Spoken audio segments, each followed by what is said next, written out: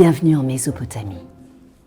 Dans ce pays situé entre les deux fleuves, entre le Tigre et l'Euphrate, il y avait là le grand palais du roi Sargon II. Regardez, il était bien gardé par ces taureaux ailés à tête d'homme qu'on appelle les lamazous. Et c'est dans ce palais qu'on racontait cette histoire.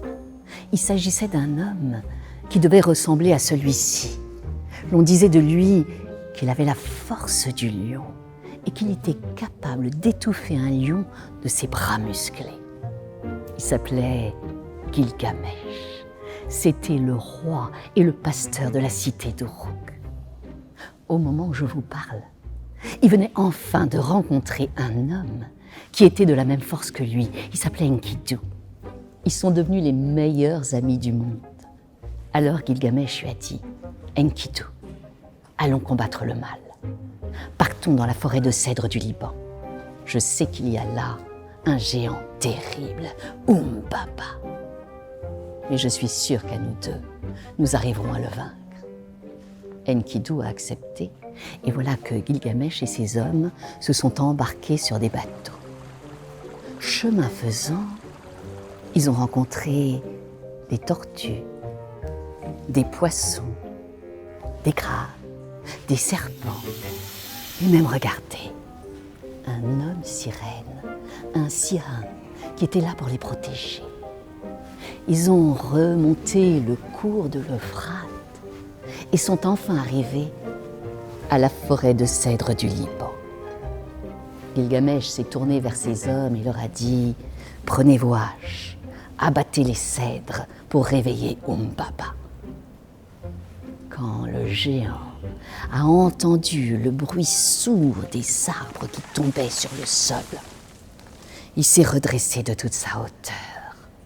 Ses yeux, c'était du feu. Son mugissement, c'était le déluge. Son souffle, la mort certaine. La terre tremblait quand il marchait.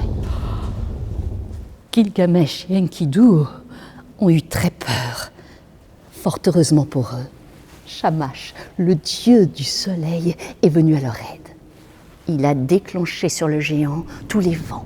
Le vent du nord, le vent du sud, le vent de l'est, le vent de l'ouest, un tourbillon, une tornade. Et le géant s'est mis à vaciller. Il était complètement aveuglé. Alors Gilgamesh en a profité. Il a pris une hache et il lui a coupé la tête qui est tombée sur le sol. Gilgamesh a pris la tête, a dit à ses hommes « Prenez les troncs de bois, apportez-les sur les bateaux. On va les ramener à la cité d'Uruk pour fabriquer de nouveaux palais. » Et voilà que lorsqu'ils arrivent dans la ville, tout le monde est là pour acclamer le grand Gilgamesh. Il faut dire qu'il est tellement beau et tellement puissant que même Ishtar, la déesse de la beauté et de la guerre, tombe amoureuse de lui. Elle lui propose même de devenir son époux. Alors, Gilgamesh acceptera-t-il? N'acceptera-t-il pas? Ça, c'est une autre histoire.